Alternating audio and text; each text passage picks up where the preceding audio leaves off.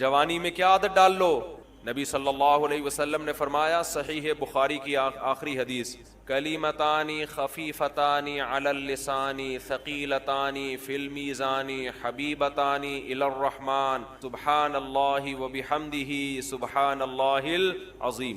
دو کلمات زبان پہ بہت ہلکے، ترازو میں بہت بھاری اور رحمان کو بہت محبوب۔ ایک سبحان اللہ وبحمدہ، دوسرا سبحان اللہ العظیم۔ یہ آپ نے اگر جوانی میں اپنے آپ کو ذکر کا عادی بنا دیا، بڑھاپا بڑا اچھا گزرے گا۔ حدیث میں آتا ہے سبحان اللہ والحمد للہ ولا الہ الا اللہ واللہ اکبر، یہ کلمات احب الی اللہ مما طلعت الشمس او کما قال صلی اللہ علیہ وسلم۔ سورج جن چیزوں پہ طلوع ہوتا ہے، ظاہر ہے سورج تو پوری دنیا پہ طلوع ہوتا ہے، ان تمام چیزوں میں اللہ کو سب سے زیادہ محبوب یہ کلمات ہیں۔ اور دیکھو اس میں اللہ کا کوئی فائدہ نہیں ہے، اللہ کی آپ حمد و ثنا کریں، اللہ کا کوئی فائدہ نہیں ہے۔ اللہ یہ چاہتے ہیں میرے بندے اپنی زبان سے میرا نام لیا کریں، اللہ کو اس بات کی خوشی ہوتی ہے۔ ہمارے حضرت ایک شعر پڑھا کرتے تھے، یہ جو اہل اللہ ہوتے ہیں ذکر کی بڑی عادت پڑ جاتی ہے، بار بار اللہ کا نام لیتے لیتے نا، شروع میں تو انسان کو عادت نہیں تھی، جب نام لیتا ہے اور بار بار ذکر، تو اس کا ٹائم اللہ کے ذکر کے بغیر پاس نہیں ہو، اس کو ایک کمی محسوس ہو، چائے کی عادت پڑ جائے، چرس کی عادت پڑ جائے، سگریٹ کی عادت پڑ جائے، نہیں ملے تو تڑپتا ہے نا۔ جس کو ذکر کی عادت پڑتی ہے نا، اس کو جب ذکر کا ٹائم نہ ملے تو اس کا دل پریشان ہوتا ہے، اس کو اللہ کے نام میں ایک چسکا آنے لگتا ہے۔ لیکن یہ پہلے دن نہیں ہوگا، عادت ڈالنی پڑے گی، تو روز آنا اس کا معمول بنا لیں، 100 دفعہ صبح 100 دفعہ شام تسبیح کا معمول بنا لیں۔ اس سے کیا ہوگا؟ ابھی شاید دل نہ لگے آپ کا، لیکن جیسے جیسے عمر بڑھے گی اللہ کے نام کا چسکا لگنا شروع، بڑھاپا بہت اچھا گزرے گا اللہ کو یاد کر کے۔ اپنے پیارے بچوں کو جب دیکھا کریں نا کیسے پیارے لگتے ہیں، اگر اپنے ہوں، پڑوسیوں کے بچے نہیں اچھے لگتے انسان، وہ ٹینشن ابے لے کے جائے یار ان کو، تو جب پیار آتا ہے تو فوراً کس کی طرف نسبت؟ اللہ کی نعمتیں، بھائی یہب لمن یشاء اناسا، جس کو چاہتا ہے بیٹیاں گفٹ میں دیتا ہے، یہ مجھے گفٹ میں ملی ہے پیاری پیاری بچیاں۔ وَيَهَبُ لِمَن يَشَاءُ الذُّكُورَ، جس کو چاہتا ہے بیٹے گفٹ میں دے دیتا ہے۔ بڑے ہو کر تو پتہ نہیں اچھے لگے نہ لگے، بچے تو اچھے ہی لگتے ہیں نا۔ تو جب اپنے بچوں کو پیار کیا کرو، کس کا شکر ادا کرو؟ اے اللہ تیری نعمت، کیسے پیارے لگتے ہیں بھائی، ہمارا تو کلو کلو خون بڑھتا ہے بچوں کو دیکھ کے۔ اللهم صل على سيدنا محمد يا رب صل وسلم دائما ابدا على حبيبي۔ نبی صلی اللہ علیہ وسلم نے فرمایا اللہ کا ذکر ایسے کرو لوگ دیوانہ سمجھیں۔ لوگ کیا سمجھیں؟ دیوانہ۔ اس کا یہ مطلب نہیں ہے کہ کلیجے پھاڑ پھاڑ کے اور وہ موالی جیسے قوال، جب ان قوالوں کو بولو نا کہ یہ کس طرح اللہ کے نام کی توہین کر رہے ہو، کہہ رہے حدیث میں آتا ہے اللہ کا ذکر ایسے کرو لوگ کیا سمجھیں؟ دیوانہ۔ یہ مطلب نہیں ہے حدیث کا، کیونکہ حدیث کا مطلب سب سے پہلے صحابہ نے سمجھا، مطلب کثرت سے اللہ کا ذکر کرو۔ آج محفلوں میں بھی اللہ کا ذکر ختم۔ نبی صلی اللہ علیہ وسلم نے کیا فرمایا؟ وہ محفل جس میں اللہ کو یاد نہ کیا جائے قیامت کے دن خسارے کا ذریعہ بنے گی۔ اس لیے جب بھی کوئی محفل ہونا، کہیں نہ کہیں کسی نہ کسی حوالے سے اللہ کا نام لے لینا چاہیے انسان۔ ہم نے علماء کو دیکھا ہے، اہل اللہ کو دیکھا ہے، کوئی نعمت سامنے آئی نا، جیسے سخت گرمی میں ہمارے ایک استاد سے ان کے سامنے انگور لا کے رکھے، ہم نے پیاس لگ رہی ہو اور لال سرخ انگور آ جائیں، ایک دم دنیا دار آدمی ایک دم پھوڑ دے گا، ایسے ہی ہے نا؟ کیا خیال ہے بھائی؟ ایک دم کھانا شروع کرے گا، ابے لا یار۔ اللہ والے کیا کرتے ہیں؟ سب سے پہلے اللہ کا شکر، اور وہ روایتی شکر نہیں ہوتا کہ اللہ کا شکر ہے، دل سے لگ رہا ہوتا ہے کہ یہ اس نعمت پہ اللہ کا شکر ادا کر رہے ہیں۔ اے اللہ تیرا کتنا بڑا فضل ہے، کیسی کیسی نعمتیں تو نے ہمیں کھانے کو عطا فرمائی۔ گرمی میں جب ٹھنڈا پانی آیا کرے نا، اللہ کو یاد کرے انسان، صرف روایتی نہیں، روایتی کا مطلب بسم اللہ الرحمن الرحیم پڑھ لیا اور آخر میں الحمدللہ کے، یہ بھی ٹھیک ہے، سنت ہے، لیکن یہ تو ایک روایت بن چکی ہے نا، اس میں تو استہزار نہیں ہوتا۔ اس کے علاوہ بھی زبان سے کہے انسان یار اللہ کی کتنی بڑی نعمت ہے، شدید پیاس میں اس نے ہمیں پانی پلایا۔ اپنے پیارے بچوں کو جب دیکھا کریں نا کیسے پیارے لگتے ہیں، اگر اپنے ہوں، پڑوسیوں کے بچے نہیں اچھے لگتے انسان، وہ ٹینشن ابے لے کے جائے یار ان، تو جب پیار آتا ہے تو فوراً کس کی طرف نسبت؟ اللہ کی نعمتیں، بھائی یہب لمن یشاء اناسا، جس کو چاہتا ہے بیٹیاں گفٹ میں دیتا ہے، یہ مجھے گفٹ میں ملی ہے پیاری پیاری بچیاں۔ وَيَهَبُ لِمَن يَشَاءُ الذُّكُورَ، جس کو چاہتا ہے بیٹے گفٹ میں دے دیتا ہے۔ بڑے ہو کر تو پتہ نہیں اچھے لگے نہ لگے، بچے تو اچھے ہی لگتے ہیں نا۔ تو جب اپنے بچوں کو پیار کیا کرو کس کا شکر ادا کرو؟ اے اللہ تیری نعمت، کیسے پیارے لگتے ہیں بھائی. ہمارا تو کلو کلو خون بڑھتا ہے بچوں کو دیکھ کے. صرف ایک فیملی پلاننگ والے ہیں جن کو بچے کو دیکھ کے خون جلتا ہے ان کا کہ یہ کیوں ہو گئے، کیا خیال ہے یہ کیوں ہو گئے. اور مجھے دیکھ کے تو اتنا خون جلتا ہے کہ ایک تو میں ہوں بھی چوتھے نمبر پہ. فیملی پلاننگ والے تو کہتے ہیں 2 کے بعد نہیں ہونے چاہیے نا، تو میں کون سے نمبر پہ ہوں؟ چوتھے نمبر پہ اپنے بہن بھائیوں میں. تو ایک تو اس لیے خون جلے گا، یہ تو اس کا تو پیدا ہونا ہی غلط تھا. کیا خیال ہے؟ اصول کے مطابق تو اس کو پیدا ہونا ہی نہیں چاہیے تھا. اس نے تو پیدا ہو کے غربت میں اضافہ کر دیا، کیونکہ 2 کے بعد جتنے ہوں گے غربت میں اضافہ کریں گے نا. اس لیے بھی جلتے ہیں. دوسرا اس لیے بھی جلتے ہیں کہ اس کے اپنے بہت سارے ہیں، اور اس لیے بھی جلتے ہیں کہ یہ بہت سارے بچے پیدا کرنے کی ترغیب بھی دیتا ہے. کیا خیال ہے؟ لیکن فیملی پلاننگ والوں کی جو ملامت ہے وہ میرے دل کے ارد گرد گھومتی، اور میرے دل میں جو بچوں سے محبت ہے اس محبت کی گرمی ان کی ملامت کے تیروں کو میرے دل کے اندر پہنچنے نہیں دیتی. وہ جاتی ہے فیملی پلاننگ والوں کو جا کے الٹا جا کے لگتی. سمجھتے ہو؟ میں ان سے کہتا ہوں کہ تم بھی اپنے بچے پیدا کرو تو زندگی سکون میں آئے گی تمہاری. اللہ پہ توکل کرنا سیکھو، اللہ کے بندو اعتماد کرنا سیکھو. خدا کی قسم دولت میں مزہ نہیں ہے. ایک دھیلا جیب میں نہ ہو لیکن نظر کس پر ہو؟ اللہ پر ہو. اس میں بڑا مزہ ہے کہ انسان کا جب اللہ سے تعلق ہوتا ہے نا تو پھر غربت میں بہت مزہ آتا ہے. اس کو پتا ہے کہ کھلائے گا کون؟ اللہ. تو وہ ایک بزرگ تھے، ان کے پاس ایک طالب علم پڑھا کرتا تھا، فاقوں میں وقت گزر رہا تھا. تو وہ بچہ جو تھا نا، جب وہ گھر جاتا کھانے وانا ہوتا نہیں تھا گھر میں، تو ماں سے پوچھتا کچھ کھانے کو ہے، تو وہ کہتی نہیں آج ہم اللہ کے مہمان ہیں. دیکھو اللہ کے مہمان کو تو زیادہ ملنا چاہیے نا، مطلب یہ کہ آج ہمیں بس اللہ ہی کھلائے گا. بچہ سمجھ جاتا کہ آج گھر میں کچھ بھی نہیں ہے. تو ایک دن گھر میں گیا، کچھ ہے؟ انہوں نے کہا ہے کھانے کو. تو کہنے لگا اماں جب تو یہ کہتی ہے نا کہ آج ہم اللہ کے مہمان ہیں تو اس کلام میں جو لذت ہے وہ کھانے میں نہیں ہے. بھوکا رہنے کا اپنا مزہ ہے بھائی، اپنی حماقتوں سے بشرطے کہ بھوکا نہ رہ ہو. ایک ہوتا ہے اللہ کی طرف سے آزمائش، ایک ہوتی ہے اپنی حماقتوں سے. بے روزگاری کی وجہ سے خود ہی کوئی قابلیت ہی نہیں ہے، نہ پڑھائی میں دل لگا رہا ہے، نہ کوئی محنت مزدوری کر رہا ہے، پھر جو بھوک آئے گی یہ اللہ کی طرف سے نہیں ہے، یہ آپ کی حماقتوں سے ہے. اور اس میں خوشی بھی نہیں ملتی انسان کو، اس میں اور ٹینشن میں جاتا ہے. تو کہ جو غیر مسلم ہیں وہ اللہ کی عبادت کسی نہ کسی مفاد کو سامنے رکھ کے کرتے ہیں. وَمِنَ النَّاسِ مَن يَعْبُدُ اللَّهَ عَلَى حَرْفٍ، بہت سے لوگ ایسے ہیں جو اللہ کی عبادت، خدا کی عبادت ایک کنارے پہ کھڑے ہو کر کرتے ہیں. فَإِنْ أَصَابَهُ خَيْرٌ اطْمَأَنَّ بِهِ، اگر فائدہ ہو رہا ہے تو مطمئن، اور اگر آزمائشیں آ رہی ہیں انقلب علی وجہی، فوراً پلٹ جاتے ہیں. آج مسلمانوں میں بھی ایسے لوگ پیدا ہو گئے ہیں. تو اہل اللہ کی عبادت کرتے ہیں اللہ کو خوش کرنے کے لیے، ثواب کے لیے، بلکہ ثواب سے بھی آگے ان کا مقام پہنچ چکا ہوتا ہے کہ بھئی ثواب نہ بھی ملے پھر بھی کیا کرنی ہے، یہ تو اللہ ہمارا محبوب ہے نا. تو محبوب کے ذکر میں ان کو لذت محسوس ہوتی ہے، محبوب کی یاد میں ان کو لذت محسوس ہوتی ہے. تو اہل ایمان کی ایک علامت اللہ نے بیان کی ہے نماز قائم کرنا، کیونکہ عبادت کا سب سے بڑا مظہر نماز ہے، اس لیے نماز کو فوکس کیا. اللہ اپنی قدرت کے کرشمے دکھاتا ہے کہ میں پیدا کر کے غافل نہیں ہوں. زمین میں میں نے کتنی اسپیس رکھی، کتنی خوراک رکھی، سب مجھے پتا ہے. اس حساب سے بندے مارکیٹ میں آتے رہیں گے، تمہیں اس میں ٹانگ اڑانے کی ضرورت نہیں ہے. اب دیکھو 1000 سال پہلے کا کوئی سائنٹسٹ ہوتا جو بڑا عقل مند ہوتا، وہ کیلکولیشن کرتا 1000 سال کے بعد آبادی اتنی بڑھ جائے گی تو بڑے مسائل کھڑے ہوں گے اور لوگوں کا بیڑا غرق ہونا شروع ہو جائے گا. لیکن دنیا میں آبادی بڑھنے سے مسائل زیادہ ہونے کے بجائے مسائل کیا ہو گئے؟ کم ہو گئے. ایجادات ہوتی رہی. اب کتنا بڑا مسئلہ تھا پشاور سے کراچی پہنچنا، پرانے زمانے میں بہت بڑا مسئلہ تھا یا نہیں تھا؟ گدھے گھوڑوں پہ آتے، پیدل آتے. آبادی بڑھ گئی، ایجادات بھی اسی حساب سے بڑھ گئی. وہ بہت بڑا مسئلہ بہت چھوٹا سا مسئلہ رہ گیا. کیا خیال ہے؟ ٹھنگ ہڑ کے بندہ پہنچ جاتا ہے. تو بتانے کا مقصد ہے اللہ پہ اعتماد اور اللہ پہ توکل. ہر چیز کیلکولیشن سے نہیں ہوتی. کیلکولیٹر لے کے بیٹھے رہتے ہیں، اتنی آمدن، اتنے خرچے، اتنے بچے، اتنے بیگم، اتنے فلانا، اتنا ڈمکانا، اور ڈپریشن میں جاتے رہتے ہیں بیٹھ کے. تو اس لیے دنیا میں سکون اسی کو ملے گا جو اللہ کو یاد رکھے گا. یہ بھی قرآن جو ہم نے پڑھا ہے نا اسی کا حاصل ہے. الا بذکر اللہ تطمئن القلوب. قرآن کہتا ہے اللہ کو یاد کرنے سے دلوں کو سکون ملتا ہے. بعض لوگ کہتے ہیں ہم تو ذکر کرتے ہیں پھر بھی ہمیں سکون نہیں ملتا. او بھائی تم ذکر کرتے ہی نہیں ہو, تم تو رٹے رٹائے چند الفاظ پڑھتے ہو.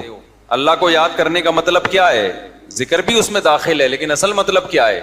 دیکھو اصل مطلب یہ ہے کہ آپ پہ کوئی کیس ہو گیا اور اب آپ کو خطرہ ہے کہ مجھ پہ کیس ہو گیا, میں عدالت میں جاؤں گا اور میری ایسی کی تیسی ہو جائے گی. جب آپ کو عدالت کے کٹہرے میں لے کے جا رہے ہوں, آپ خوشی میں ہوگے ٹینشن میں ہوگے؟ ٹینشن میں. جج جب کچھ لکھ رہا ہوگا آپ کی ٹینشن بڑھ رہی ہوگی. لیکن جج کا فون آ گیا اور اس نے آپ کو پہلے بتا دیا میں تیرا چاچا ہوں, کرسی پہ بیٹھا ہوا ہوں, بے فکر رہے, تجھے کچھ ہونے والا نہیں ہے, ٹینشن نہیں لینا. یا میں تیرا ابا ہوں, فرض کر لو ابا آپ کے بیٹھے ہوئے ہیں عدالت کی کرسی پہ, پھر آپ ٹینشن فری. پاکستان کی بات کر رہا ہوں, ہر جگہ کی بات نہیں کر رہا. اور پاکستان میں بھی سارے جج ایک جیسے نہیں ہیں, ان ججوں کی بات کر رہا ہوں جو میرا بیان نہیں سنتے. بہت نالائق ہے نا, نہیں سن رہے بیان, پھر ان کو جو ہم جو مرضی بولے ان کو. اور جو اس وقت میری اسپیچ یہ والا کلپ سن رہے ہیں تو وہ اس کی ہم بات ہی نہیں کر رہے, وہ تو سن رہے ہیں. تو جج صاحب بیٹھے ہوئے ہیں, وہ آپ کے کیا نکلے, آپ کو پہلے پتہ ہے میرے ابا ہیں. اب آپ ٹینشن فری. اب لوگ آپ سے کہیں گے کہ یار آپ کے اس اطمینان کی وجہ کیا ہے؟ آپ پہ اتنا بڑا کیس ہے اور اتنی خطرناک سزا ہو سکتی ہے آپ کو, لیکن آپ کو تو ذرا بھی ٹینشن نہیں ہے. آپ کہو گے مجھے اپنے ابا کو یاد کرنے سے سکون ملتا ہے. بذکری ابا یطمئن قلبی, یوں کہو گے آپ. بذکری ابی, عربی میں کہیں گے بذکری ابی, اردو میں ابا ہی کہہ دو اس کو. بذکری ابا یطمئن قلبی, مجھے اپنے ابا کو یاد کرنے سے کیا ملتا ہے؟ سکون. اب پتہ چلا الا بذکر اللہ تطمئن القلوب, خبردار اللہ کو یاد کرنے سے سکون ملتا ہے. اس مثال سے یہ آیت کا مطلب سمجھ میں آ گیا کہ نہیں آ گیا؟ جو اللہ کو یاد رکھتے ہیں کہ ٹینشن میں آپ کی کیلکولیشن غلط ثابت ہو سکتی ہے, آپ کہہ رہے ہو میری کم آمدن, یہ مسائل یہ مسائل یہ مسائل, تو بھائی اللہ ہے نا, وہ بیٹھا ہوا ہے. لوگ کہہ رہے ہوتے ہیں نا بھائی آپ آئیے ہم بیٹھے ہوئے ہیں, کوئی ٹینشن لینے کی ضرورت نہیں ہے. سر مجھے گیٹ پہ روک لیں گے, او بھائی میں وہاں بیٹھا ہوا ہوں یار, روکے گا میرا ہی بندہ روکے گا نا. لوگ صبح شام اپنے تعلقات اس طرح استعمال کر رہے ہوتے ہیں, اور یار میں بیٹھا ہوا ہوں کوئی مسئلہ نہیں ہے.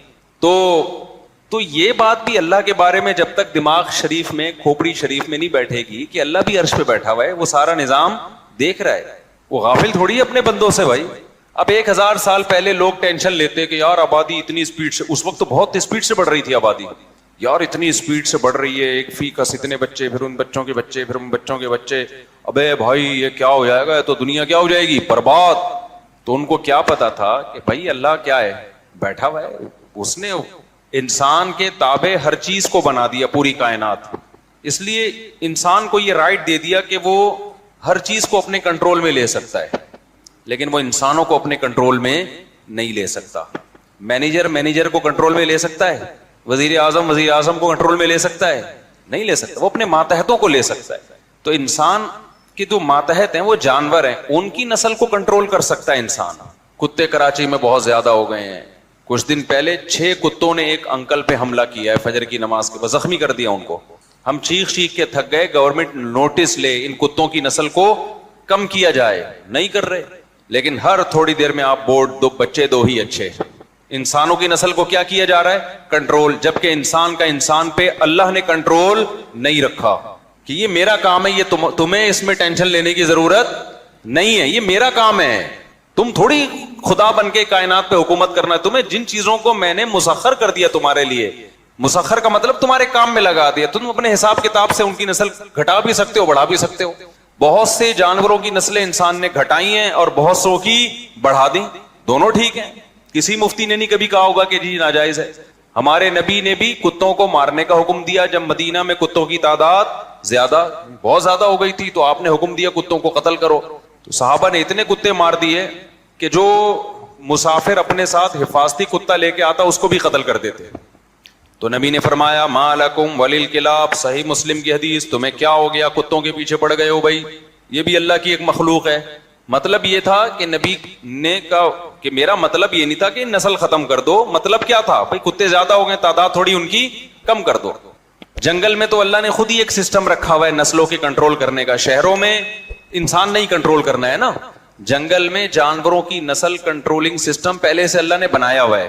ماہرین یہ کہتے ہیں کہ اگر جنگل میں ہرن کو کھانے والے درندے شیر چیتے نہ ہونا تو اتنے ہرن 12 سنگے پیدا ہو جائیں کہ جنگل کی گرینری ختم کر دیں. وہ سمجھ رہے ہو کہ نہیں سمجھ رہے؟ ساری جنگل کی گرینری کی ایسی کی تیسی. وہاں اللہ نے نظام بنایا, شیر بھی پیدا کیا, وہ کھا لیتا ہے ہفتے میں ایک آدھ, تو نسل کیا رہتی ہے؟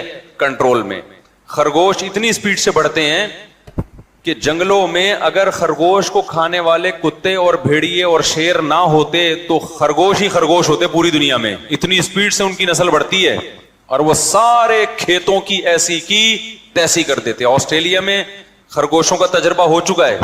ایک آسٹریلین آیا یہاں سے خرگوش لے گیا کہ یار آسٹریلیا میں خرگوش نہیں ہے, خرگوش بھی ہونے چاہیے. وہ خرگوش اتنے پہلے وہ ان کی فصلیں چٹ کر جاتے تھے. حکومت مارتے مارتے تھک گئی, نہیں مر رہے تھے, پھر بڑھ جاتے. بالآخر کوئی ایسی میڈیسن, ایسی دوائیں ایجاد کی گئی ہیں کہ ایک جوڑا بھی زندہ نہیں چھوڑو, پوری نسل ختم کی انہوں نے. پھر تحقیق کی ان کے ماہرین نے کہ پوری دنیا میں خرگوش ہیں, ہمارے یہاں کیا مسئلہ ہے بھائی, اتنی بڑھ گئی نسل کے کھیت چٹ کر جاتے ہیں سارے. یہ تو پتا چلا کہ دنیا میں جہاں بھی خرگوش پایا جاتا ہے اللہ نے وہاں اس کو کھانے کے لیے درندے بھی اس جنگل میں اسی حساب سے پیدا کیے. ہم نے خرگوش تو لا کے چھوڑ دیے, اس کو کھانے والے درندے نہیں چھوڑے ہم نے. یہ خدا کا بنایا ہوا نظام ہے. مچھلیوں کو دیکھ لو آپ, یہ میں بتا رہا ہوں آپ کو, توکل, اللہ پہ اعتماد اور توکل سمجھا رہا ہوں آپ کو. مجھے خرگوش اور گدھے گھوڑے کی مثال سے کیا سمجھانا ہے بھائی, لیکن مقصد بتانے کا یہ ہے کہ جس نے کائنات کو بنایا وہ غافل نہیں ہے. اور ہم لبرل ہو گئے ہیں, ایسے لبرل ہو گئے ہیں کہ بس بالکل اس سے غافل ہو گئے کہ خدا تو ہے ہی نہیں ہے, سب کچھ ہم نہیں کرنا ہے. سمجھتے ہو کہ نہیں سمجھتے ہو؟ اب آپ دیکھ لو مچھلیوں میں جن جانوروں کی نسل بہت اسپیڈ سے بڑھتی ہے, ان جانوروں میں اللہ نے ماں کی ممتا رکھی نہیں ہے, کیوں پیدا اتنے ہو رہے ہیں, اگر اماں ان کو پالے گی وہ تو سارے بچ جائیں گے. اب مچھلی ایک ٹائم پہ ہزاروں انڈے دیتی ہے. ہم لوگ گن پوائنٹ پہ بھی فارمی مرغی سے اتنے انڈے اب تک نہیں نکلوا پائے ہیں جتنی مچھلیاں انڈے دیتی ہے. ہزاروں انڈے دے گی. کیا کرتی ہے؟ انڈے دیتے ہی پہلے اپنے انڈے خود کھائے گی, پھر جب اس سے بچے نکلتے ہیں نا اپنے بچے کھانا شروع کر دیتی ہے, کیونکہ وہ ہزاروں اگر بچ گئے وہ تو نسل اتنی پہلے کی, سمندر میں پاؤں رکھنے کی جگہ نہیں ہوگی بھائی, ان مچھلیوں کو خوراک کہاں سے ملے گی؟ خدا نے ایسا نظام بنایا بھائی, اتنی اسپیڈ ہے تو اب ماں کی ممتا ختم. میں نے ایکویریم میں مچھلیاں پالی ہیں, وہ گولڈن فش تھی نا, ایک دن اس نے اتنے بچے دیے, اتنے بچے سب کھا گئی. تو چند ایک بچے ہم بچا سکے, اتنی اسپیڈ سے کھانا شروع کرتی ہے نا, تبھی ان کو فوراً بچوں سے الگ کرنا پڑتا ہے, فوراً بچوں سے کیا کر دو, الگ. تو یہ اللہ کا بنایا ہوا نظام ہے. اور جن جانوروں کی نسل بہت اسپیڈ سے نہیں بڑھتی ان کے دل میں اللہ نے بچے پالنے کا جذبہ زیادہ رکھا ہے کہ تھوڑے ہوں لیکن وہ پل جائیں. تو یہ سب کنٹرول کس کی طرف سے ہے؟ اللہ کی طرف سے. اور پھر اللہ نے انسان کے بھی تابع بنا دیا, کہا کہ تم بھی کنٹرول کر سکتے ہو, دخل اندازی کر سکتے ہو, نسل کو کم بھی کر سکتے ہو اور بڑھا بھی. تم سمجھتے ہو کہ بھئی جتنے انڈے مرغیاں دے رہی ہیں وہ ہماری ضرورت کے لیے کافی نہیں ہے, تو ہم خود سے بھی مرغیوں سے انڈے نکلوائیں گے. تو ہم نے کیا کیا, کراس بریڈنگ کر کے اور مختلف قسم کے انجیکشن لگا کے مرغی روز پابندی کے ساتھ انڈا دے رہی ہے, ریٹائرمنٹ تک انڈا دیتی رہتی ہے, اور ان کی نسلیں اور زیادہ بڑھا دی ہم نے.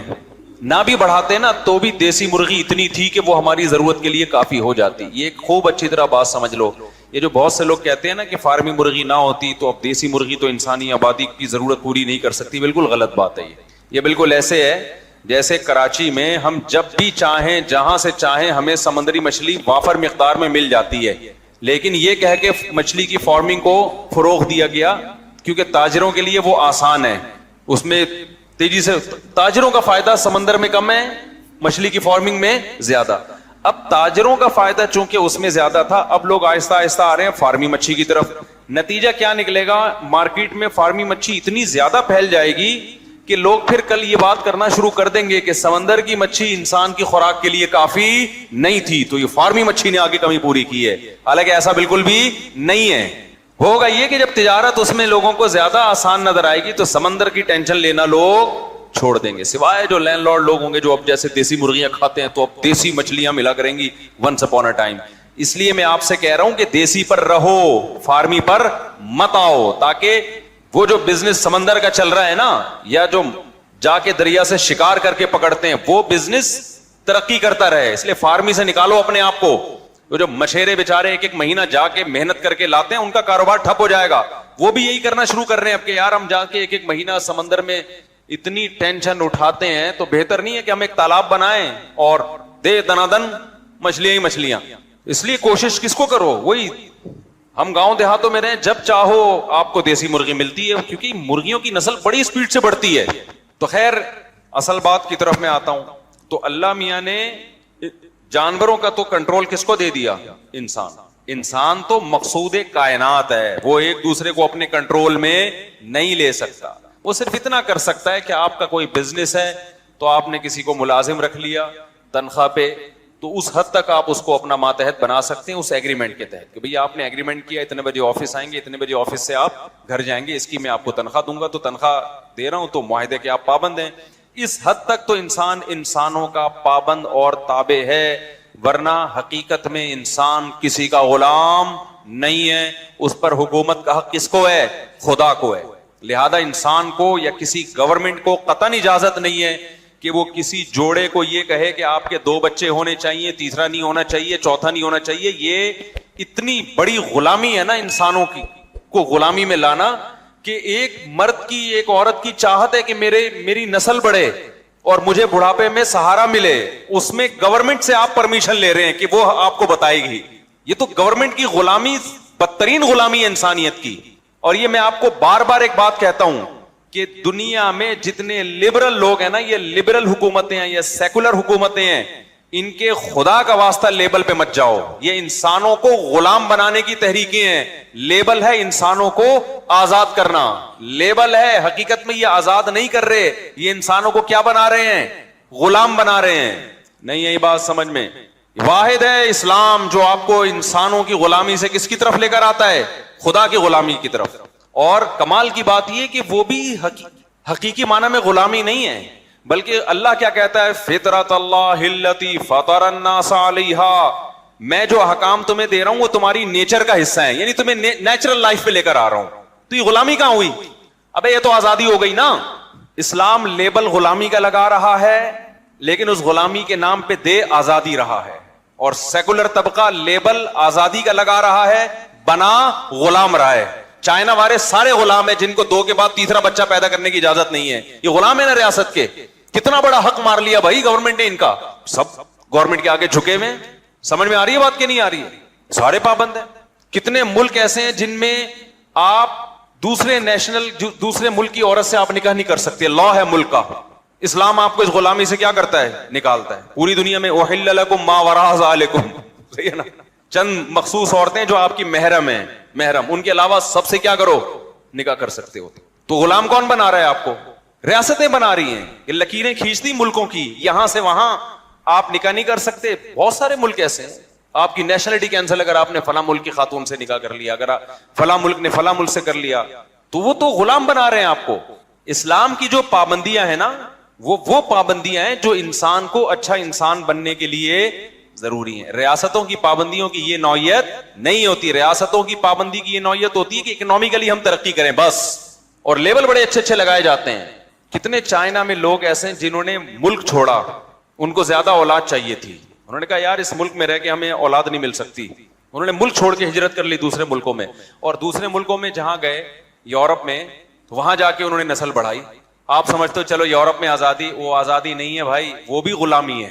وہ غلامی اس لیے کہ انہوں نے جو آپ کو اجازت دی ہوئی ہے کہ 2 سے 4 آپ پیدا کر سکتے ہیں، وہ بھی اپنے مفاد میں دی ہوئی اجازت. جس دن ان کو لگا کہ اس سے ملک کو نقصان ہو سکتا ہے، یا نقصان نہیں لیکن ترقی میں نقصان تو آبادی بڑھنے سے ہوتا ہی نہیں ہے. معیشت بہت اوپر جانے کے بجائے جتنا ہم لے جانا چاہتے ہیں وہاں نہیں جائے گی، تو وہ بھی پابندی لگا دیں گے. سمجھ میں آ رہی ہے بات؟ تو آزادی تھوڑی ہے بھائی. اسلام میں آزادی ہے.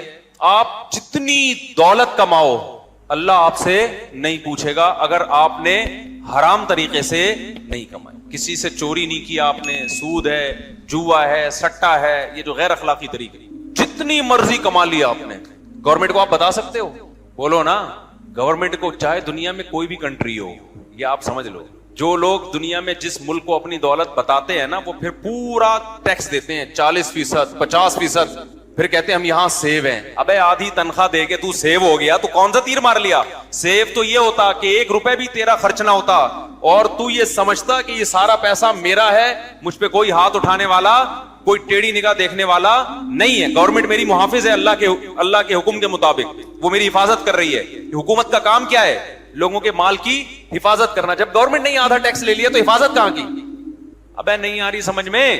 یہ ایسا ہی ہے جیسے محلے میں جب چھوٹے موٹے بدماش ہوتے ہیں نا, وہ پرس چھین لیا, وہ بٹوا چھین لیا, وہ فلانا چھین لیا, وہ یہاں سے چھین لیا. جب بڑا بدماش آتا ہے امن ہو جاتا ہے. آپ دیکھ لو بہت سے علاقے کراچی میں نام نہیں لوں گا کیونکہ میں ان میں بدماشی نہیں, دشمنی نہیں بول سکتا میں ان سے. کراچی میں بعض علاقے ایسے ہیں کہ جہاں چھوٹی موٹی چوریاں چکاریاں بہت تھیں. جب محلے کا بڑا بدماش آیا نا, اس نے علاقے میں امن قائم کر دیا, لوگ سکون میں آ گئے. کیوں قائم کیا؟ اس نے بولا جب ہم دادا ہے, ہم محلے کا بدماش ہے, تو ہر دکان اتنی پرچی باندھی اس نے کہ اتنا ہمیں بولو دے دیا کرو, اتنا ہمیں دے دو, باقی پھر کوئی تمہاری طرف آنکھ اٹھا کے دیکھ. تو لوگوں نے کہا چلو جو روزانہ ہمیں 10-50 روپے کے وہ جو ایک دینا پڑ رہا تھا, اس سے بہتر نہیں مہینے کے 1 لاکھ روپے باندھ دو, ٹھیک ہے نا, اس سے سکون تو ہو گیا نا. تو آپ نے کیا کرنا شروع کر دیا؟ دینا شروع کر دیا. پھر اس نے اپنا نام رکھ لیا کہ میں دنیا میں امن پھیلا رہا ہوں. آپ کہہ سکتے ہیں گورنمنٹ اس طرح نہیں کرتی, وہ ڈاکو تو اپنے لیے لے رہا ہے, حکومت تو پبلک کے لیے لیتی ہے. حکومت کس کے لیے لیتی ہے؟ پبلک پہ خرچ کرے گی. دیکھو ظلم کسے کہتے ہیں؟ 2 خرابیاں ہوتی ہیں سیکولر اسٹیٹس میں, 2 بڑی بڑی خرابیاں ہیں. نمبر 1, ان کے پاس ریزرو مال بہت سے بھی زیادہ ہوتا ہے. گلک میں جو انہوں نے جمع کر کے رکھا ہوتا ہے نا, جس کے ہوتے ہوئے ان کو ٹیکس لینے کی ضرورت نہیں ہوتی, وہ بہت زیادہ ہوتا ہے. اس کے بعد لوگوں سے لوگوں کی ضرورت کے لیے لینا ظلم ہے یا نہیں ہے؟ یہ آپ نے جو گلک کو توڑو نا اپنا, یہ جتنے بڑے بڑے کنٹریز ہیں نا جن کو ہم سمجھتے ہیں بڑی ایک فلاحی ریاستیں ہیں, یہ ان کے جو ریزرو ہیں, ان کے جو گلک میں جو انہوں نے سنبھال کے رکھا ہوا ہے, وہ اتنا زیادہ ہے کہ آپ کی سوچ ہوگی, اتنے زیادہ خزانے ہیں, ان کو تو ٹیکس کی ضرورت نہیں ہے. دوسری بات یہ, اس سے بھی زیادہ اہم بات یہ, اس میں ہو سکتا ہے کوئی اختلاف کرے, اس سے بھی زیادہ اہم بات یہ کہ ظلم کی ڈیفینیشن کیا ہے. خوب سمجھ لو, ظلم کی ڈیفینیشن یہ ہے کہ میں ایک مثال سے بات سمجھاتا ہوں, پھر کھوپڑی شریف میں انشاءاللہ آئے گی. لوگ نا مولویوں کو بیوقوف سمجھتے ہیں. کیا سمجھتے ہیں؟ بیوقوف. ہم بیوقوف ہوتے نا تو ہمارے اتنے بچے نہیں ہوتے, سمجھ رہے ہو, ہماری اتنی بیگمات نہ ہوتی. بیوقوف آپ لوگ ہو جو ان کی باتوں میں آ گئے ہو, اپنی خوشیوں کو بھی برباد کر دیا, خاندانوں کو بھی تباہ کر دیا. سب سے زیادہ محبت مرد کو عورت سے ملتی ہے. آج ڈپریشن کے لیے کیا کچھ ڈپریشن ختم کرنے کے لیے کیا کچھ نہیں کیا جا رہا. قرآن کیا کہتا ہے کہ جعل لکم من انفسکم ازواجا لتسکنوا الیہا, اللہ نے تمہارے لیے بیوی کو بنایا تاکہ تمہیں سکون ملے. سکون ڈپریشن کی الٹ ہے کہ نہیں ہے؟ تو نیچرلی جو انسان کے سکون کے لیے جس مخلوق کو پیدا کیا گیا مرد کے لیے, وہ کیا ہے؟ عورت ہے. سمجھ میں آ رہی ہے بات کہ نہیں آ رہی؟ تو جو اسی سے دور بھاگ رہا ہو یا غیر قانونی طریقے سے حاصل کر رہا ہو, جو جس سے ڈپریشن بڑھتی ہے. لوگ کہہ سکتے ہیں ہماری تو اتنی گرل فرینڈز ہیں. دیکھو گرل فرینڈ آپ کے ساتھ رہنے کی پابند نہیں ہوتی, وہ کسی بھی وقت مارکیٹ سے شارٹ ہو سکتی ہے. وہ ڈپریشن کم نہیں, ڈپریشن بڑھانے کا ذریعہ ہے. جبکہ بیوی کو چھوڑنے کا اختیار اللہ نے مرد کو دیا ہے, عورت اپنی مرضی سے جا نہیں سکتی ہے. تو یہ جو احساس ہے نا مرد کو کہ یہ میری ہے, جب تک میں طلاقیں نہیں دوں گا, خلا کے پیپر پہ سائن نہیں کروں گا, یہ کہیں جا نہیں سکتی, اس کا جانا اللیگل ہوگا. یہ چیز مرد کے لیے سکون کا ذریعہ بنتی ہے. اب یہ پتا ہے کہ میری ہے یہ, ورنہ آپ کو جب پتا ہی نہ ہو کہ اس کو وسیم اچھا لگ رہا ہے, کبھی غفار اچھا لگ رہا ہے, گرل فرینڈ میں تو یہی ہے نا. تو یہ تو خودکشیاں کر رہے ہیں جا کے گرل فرینڈ بوائے فرینڈ والے, دیکھ لو جا کے آپ. عورت کو بھی جب یہ احساس ہوتا ہے کہ میں کہیں جا نہیں سکتی, سوال پیدا تو عورت تو پابند ہو گئی نا, اس کو کیسے سکون ملے گا جب اس کے پاس ایک دوسرے مرد کا آپشن ہمیشہ کے لیے ختم. اس کو بھی اب نبھا کر کس کے ساتھ کرنا ہے پتا ہے بھائی, اب میرے مقدر میں کون ہے, یہ ہے. اب اس کو بھی یہاں سکون ملے گا جب آپ کے پاس آپشن ہوتا ہے نا. دیکھو بوفے میں جا کے ٹینشن کے علاوہ کچھ نہیں ہوتا. آدمی کہتے بریانی کھاؤں یا کباب کھاؤں یا میں وہ کھاؤں, ابے بٹیر کھاؤں, کیونکہ کل پشاور والوں نے بٹیر کھلایا مجھے. پشاور میں نے چپلی کباب دیکھا گول قسم کا. میں نے کہا بھائی یہ چپلی کباب بڑا اچھا بنتا ہے نا وہاں, تو یہ ڈیزائن کیوں چینج ہو گیا؟ انہوں نے کہا یہ ایسے. میں نے کہا یار آپ لوگ نے نا کراس بریڈنگ کی ہے چپلی کباب کے ساتھ. یہ کراس بریڈنگ کے نتیجے میں ایسا چپلی کباب وجود میں آیا ہے, ورنہ چپلی کباب کو تو کہتے ہی چپلی اس لیے کہ چپل کی طرح ہوتا ہے نا, وہ ایسے چپٹا ہو. فارمی مرغیوں کی نسلیں چینج ہو گئی, ہر چیز کی چینج ہو گئی. کباب کی بھی نسل بھی, اس کو میں نے کہا شامی کباب کے ساتھ کراس بریڈنگ ہوئی ہے اس کی, یا کوفتے کے ساتھ لگ رہا تھا مجھے, کیونکہ نہ پورا چپٹا تھا نہ کوفتے کی طرح گول تھا, بیچ کی کوئی, تو یہ کوفتے کے ساتھ کراس بریڈنگ کے نتیجے میں وجود میں آئے. ذائقہ بہرحال اس کا وہی تھا. ابھی کراس بریڈنگ میں خالی شکل چینج ہوئی ہے, اگلی نسل میں چپلی کباب کا ٹیسٹ بھی چینج ہو جائے گا. تو میں نے کہا یار جو روایتی کھانا ہے نا پشاور کا, اس کو تو ویسے ہی رہنے دو میرے بھائی. اس کو اگر کراس بریڈنگ کر کے کوئی نئی چیز بنانی ہے تو اس کو نام کچھ اور دے دو نا. کیا خیال ہے بھائی؟ اچھا خیر, کہاں سے بات چل رہی تھی؟ ہاں, بوفے میں جاؤ تو ٹینشن کم نہیں ہوتی. تبھی بوفے میں لوگ کبھی کبھار جاتے ہیں ویسے ہی کہ دیکھیں کیا ہوتا ہے یا ٹرائی کر لیں, لیکن حقیقت یہ ہے کہ جب بھوک لگ رہی ہو اور ایک قسم کا کھانا آپ کے سامنے آ جائے اور وہ آپ کا مرغوب ہو, آپ کی مرضی کا ہو, تبھی بیگم اپنی مرضی کی ہو تو پھر سکون دے گی. اگر کسی نے لا کے پہنا دی ہے پھر تھوڑی, یا بعض دفعہ کوئی لا کے نہیں پہناتا, خود پہن جاتی ہے, وہ الو بنا لیتی ہے کوئی. بس فیس بک پہ نا آج کل یہ بہت ہو رہا ہے. تو خیر, تو اس میں اللہ تعالیٰ نے ڈپریشن کا حل کس چیز میں رکھا ہے؟ نکاح میں رکھا ہے. آدم علیہ السلام جنت میں ٹینشن میں تھے, تو یہ لبرل لوگوں کے پاس, بیچاروں کے پاس یہ آپشن نہیں ہے. ان کمبختوں کی 35 40 سال پڑھائی لکھائی میں عمر گزر جاتی ہے.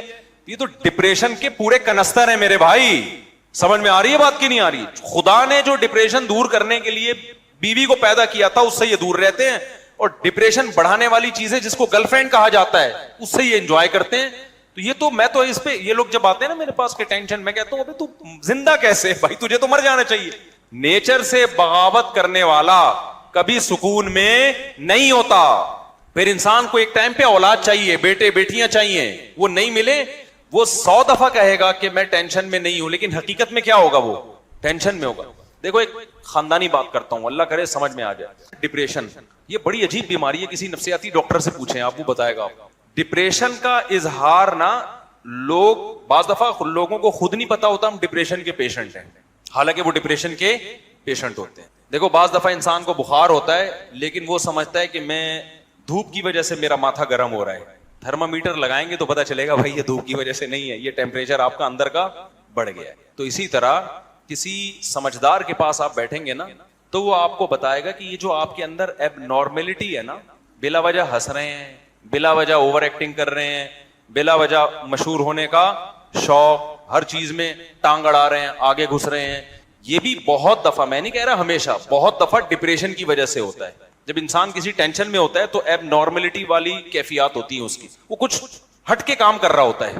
آپ کو بعض لوگ بہت خوش نظر آئیں گے, یعنی ایسے خوش نظر آئیں گے کہ وہ اتنا خوش کوئی ہوتا نہیں ہے, حقیقت میں وہ ڈپریشن کے مریض ہوتے ہیں. وہ بتکلف ہنسنے کی کوشش کر رہے ہوتے ہیں بات بات پہ, کیونکہ ان کو ٹینشن نے اندر سے ڈیمیج کرنا شروع کر دیا ہوتا ہے. ان کو ہنسی کا کوئی موقع ملے نا تو وہ نارمل نہیں ہو رہے, تو بہت زیادہ ہو رہے ہوتے ہیں, وہ ہنس رہے ہوتے ہیں. تو بہت سارے مختلف اظہار ہیں. یعنی تو آج کی دنیا میں اکثریت, اگر میں حلفیہ کہوں نا, اکثریت ڈپریشن کی مریض ہے, تو میری یہ بات غلط نہیں ہوگی. نارمل میں نے صرف علماء اور بزرگوں میں ہی دیکھے, معذرت کے ساتھ, یہ دینداروں میں دیکھیں, ورنہ ہر جگہ کہیں نہ کہیں تھوڑا سا کھسکاوا ہوگا. پورا سیٹ, آپ لوگ کے علاوہ کی بات کر رہا ہوں, یہ جو بیان سن رہے ہیں ان کے علاوہ تھوڑا سا کہیں نہ کہیں سے فرما جو فریم ہے نا وہ تھوڑا سا آڑا ترچا ہو. وجہ کیا ہے؟ نیچرل لائف ہی نہیں ہے. جو تمیز کی ایک زندگی تھی, بالغ ہوتے, نکاح کرتے, بیوی ہوتی, بچے ہوتے, صحیح ہے نا, پھر کمانے کی فکر کرتے, دنیا کو مسافر خانہ سمجھتے, مرتے ہوئے لوگوں سے عبرت. بہت سے لوگوں کو اشکال ہوتا ہے کہ یہ جو ذکر اللہ ہے نا, معاذ اللہ, یہ ٹائم ویسٹنگ ہے. نہ ہم کوئی ترقی کر رہے ہیں اس میں, نہ ہم انسانیت کی خدمت کر رہے ہیں. اب آپ جتنا دیر ذکر میں لگاتے ہو, یہ لا الہ الا اللہ کی تسبیح کتنی مزیدار ہے. لا الہ الا اللہ وحدہ لا شریک لہ لہ الملک ولہ الحمد. بعض روایات میں یحیی و یمیت بھی ہے, بعض میں اس کے بغیر بھی ہے. یحیی و یمیت وہو حی لا یموت وہو علی کل شیء قدیر. یہ حدیث میں آتا ہے جس نے 100 دفعہ صبح پڑھا تو کوئی شخص اس سے زیادہ نیکیاں اپنے اعمال میں جمع نہیں کر سکتا سوائے اس شخص کے جو 100 سے زیادہ دفعہ پڑھ لے. اب یہ جو ہمارا پڑھا لکھا طبقہ ہے نا, وہ کہتا ہے یار یہ ٹائم ویسٹنگ ہے. یہ کیا ہے بھائی, اتنی دیر میں کسی غریب کو کھانا کھلا دو. کیا خیال ہے؟ آپ نے دیکھا ہوگا نا, کچھ لوگ مسجد میں بیٹھے ہوتے ہیں, لا الہ الا اللہ لا الہ الا اللہ ذکر کر رہے ہوتے ہیں. یہ جو ہمارا لبرل طبقہ ان کو بے وقوف سمجھتا ہے کہ یار اتنی دیر میں بزنس کر لیتے, اتنی دیر میں کچھ اور کر لیتے، کچھ ہی غریب کو کھانا کھلا دیتے، یہ کر لیتے وہ کر لیتے، اس کی اپنی فضیلت ہے، اس کی فضیلت کا انکار نہیں ہے، اس کی اپنی فضیلت ہے۔ وَيُطْعِمُونَ الطَّعَامَ عَلَى حُبِّهِ، ہمارے نیک بندے ہماری محبت میں غریبوں کو کھانا کھلاتے ہیں۔ کھانا کھلانا اپنی جگہ، لیکن ذکر کی فضیلت اپنی جگہ۔ ذکر کی اتنی فضیلت ہے کہ رسول اللہ صلی اللہ علیہ وسلم نے ایک حدیث میں فرمایا کہ صحابہ نے پوچھا یا رسول اللہ سب سے افضل عمل کون سا ہے؟ آپ صلی اللہ علیہ وسلم نے فرمایا اللہ کا ذکر کرنا، یہ جو تسبیحات ہیں۔ صحابہ نے عرض کیا یا رسول اللہ کیا جہاد سے بھی افضل ہے؟ یعنی ہم تو فرسٹ ٹائم سن رہے ہیں، ورنہ ہمیشہ ہم نے سنا سب سے افضل عمل کون سا ہے؟ جہاد ہے۔ آج ہم فرسٹ ٹائم سن رہے ہیں کہ سب سے افضل عمل کون سا ہے؟ ذکر اللہ۔ آپ نے فرمایا جہاد سے بھی افضل، یہاں تک کہ تم اللہ کے راستے میں گھوڑا لے کے نکلو اور تمہارے گھوڑے کی ٹانگیں کاٹ دی جائیں، اس سے بھی زیادہ افضل ہے کہ اللہ کا ذکر کرو۔ اب علماء نے تطبیق دی ہے کہ بھئی زیادہ تر حدیثوں میں تو ہے کہ جہاد افضل ہے، لیکن اس حدیث میں کیا آ رہا ہے؟ ذکر افضل۔ تو تطبیق یہ ہے کہ ثواب کے اعتبار سے تو جہاد ہی افضل ہے، ظاہر اس میں قربانی زیادہ ہے، لیکن ذکر کو افضل اس لیے قرار دیا گیا کہ جہاد کا مقصد بھی کیا ہے؟ لوگوں کو اللہ کی یاد اور اللہ کی عبادت پر لانا۔ تو مقصد کے اعتبار سے کیا چیز افضل ہے؟ ذکر، کیونکہ جہاد مقصود نہیں ہے، ذریعہ مقصود ہے، جہاد مقصود نہیں، کیونکہ فقہا لکھتے ہیں کہ جہاد میں کوئی بھی کام ایسا نہیں ہوتا جو اللہ کی پسند کا ہو، کیونکہ خون خرابہ ہے، اور خون خرابہ قرآن کیا کہتا ہے؟ اللہ کو پسند نہیں ہے۔ چاہے کافر کا خون بہے، چاہے ان مسلمانوں کا بہے، اللہ خون خرابے کو پسند نہیں کرتے، لیکن اس لیے خون خرابہ پسند کیا جا رہا ہے کہ اگر یہ نہیں ہوگا تو تمہارا خون خرابہ ہو جائے گا، پھر صحیح ہے نا، کفر غالب آ جائے گا اور فساد، زنا پھیلا دے گا دنیا میں، برائی پھیلا دے گا۔ اس کی مثال ایسے، آپ کی باڈی میں کوئی کانٹ چھانٹ کرے اچھا کام ہے، لیکن جب پھوڑا نکل آتا ہے تو وہ پھیل نہ جائے، کینسر نہ بن جائے، تو بالآخر اس کو آپریٹ کر کے نکالنا پڑتا ہے۔ گردہ نکال دیتے ہیں ڈاکٹر، اب کسی کا گردہ نکال دینا، اس کی کمر کا آپریشن کر کے، یہ کوئی بذات خود اچھا کام ہے؟ برا کام ہے، لیکن بھائی وہ مجبوراً اس لیے کرنا پڑ رہا ہے کہ یہ گردے میں کینسر کی رسولی بن گئی ہے، یہ نہیں کاٹا تو دوسرا بھی خراب ہو جائے گا۔ تو جہاد کا تمام فقہا بیان کرتے ہیں بذات خود یہ فساد ہے، زمین میں ایک فساد ہے، لیکن اس کو پسند اس لیے کیا گیا ہے کہ یہ نہیں ہوگا تو اس سے بڑا فساد ہوگا، ورنہ اللہ زمین میں فساد کو پسند نہیں کرتے، خون خرابے کو پسند نہیں کرتے، چاہے وہ کافر ہی کا خون خرابہ ہو۔ یہی تو وجہ ہے کہ جب اللہ نے فرشتوں کو بتایا کہ میں ایک مخلوق پیدا کرنا چاہ رہا ہوں آدم، تو فرشتوں نے کیا کہا؟ یسفک الدماء، یہ زمین میں خون بہائے گا۔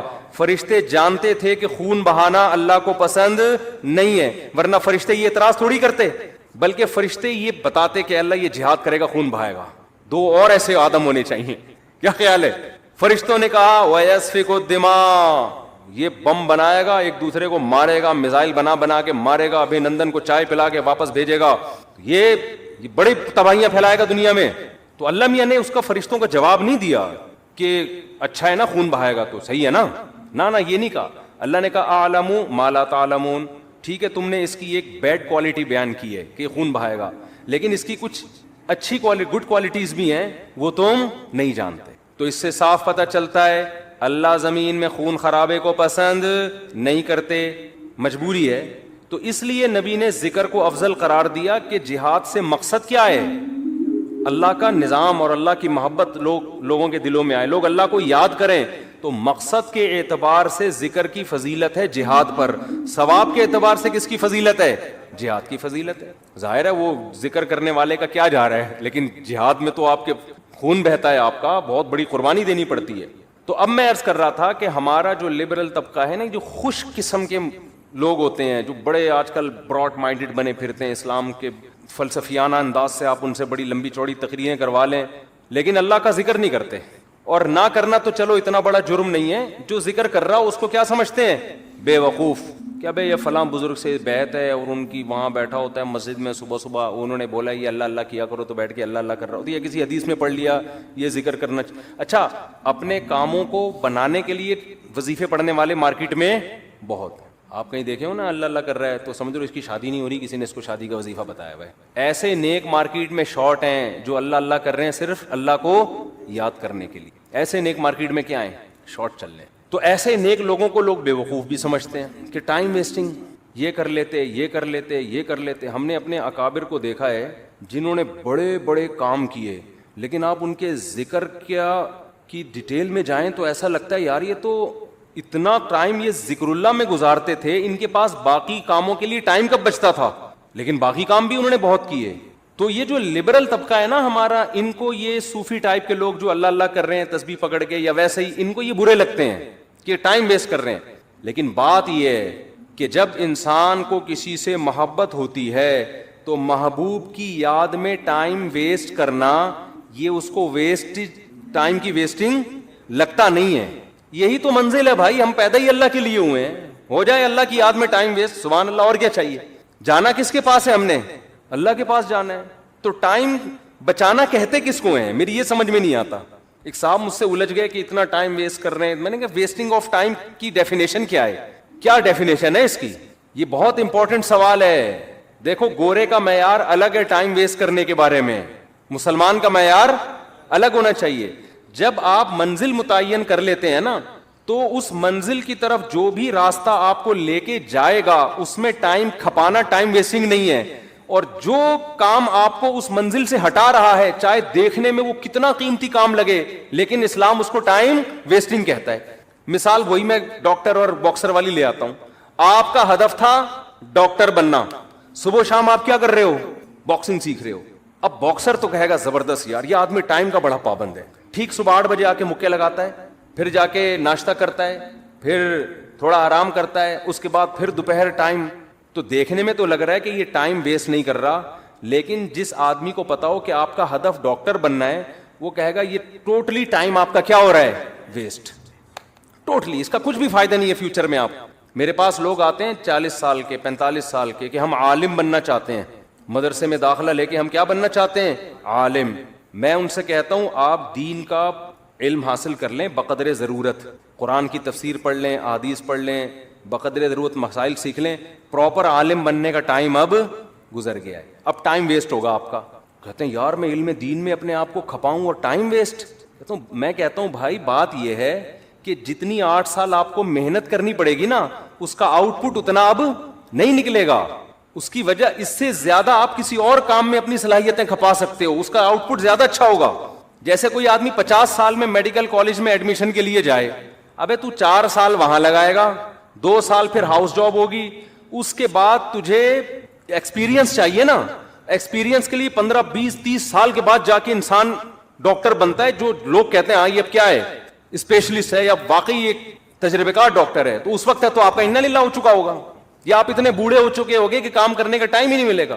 آج جو علماء آپ کو کام کرتے نظر آ رہے ہیں نا یہ وہ تھے جو 18 سال کی عمر میں فارغ ہو چکے تھے، پھر انہوں نے تدریس کی. میں اپنی مثال دے دیتا ہوں آپ کو، شو مارنے کے لیے نہیں، کیونکہ یوٹیوب پہ نا میرے بارے میں بہت سا لوگوں نے اوٹ پٹانگ چیزیں بھی شائع کی ہوئی ہیں کہ یہ لطیفوں کے علاوہ اس بیچارے کو کچھ نہیں آتا، اس کے بیان میں حوالے نہیں ہوتے. تو شو مارنے کے لیے نہیں، انسان جب کوئی کام کر رہا ہوتا ہے تو اپنا انٹروڈکشن تو کروا دیتا ہے نا. آپ کسی ڈاکٹر کے پاس جاتے ہیں کہ میں اپنا کڈنی کا علاج کرنا چاہتا ہوں آپ سے، آپ کڈنی کے اسپیشلسٹ ہیں، تو ڈاکٹر کی ذمہ داری ہے نا کہ وہ ثابت کرے کہ ہاں جی میں کڈنی کا اسپیشلسٹ. آپ اس سے پوچھ رہے ہیں کہ آپ کڈنی کے اسپیشلسٹ ہیں، میں آپ سے علاج کروں گا، تو آپ کے پاس کیا دلیل ہے؟ ڈاکٹر تواضع میں، ارے ہم تو خادم، ہم کہاں میں کیا کڈنی کا پتہ، ہم تو جاہل ہیں. تواضع میں آ گیا نا ڈاکٹر، ارے کڈنی کیا ہوتا ہے مجھے تو یہی نہیں پتا کڈنی کی اسپیلنگ کیا ہے، میں کوئی سڈنی سے تھوڑی آیا ہوں جو مجھے کڈنی کا پتا ہو. تو ایسے موقع پہ اپنی جو کوالیفیکیشن ہے یا جو بھی آپ کے اندر ایبلٹی ہے اس کو شو کرنا یہ کوئی تواضع کے خلاف نہیں ہے.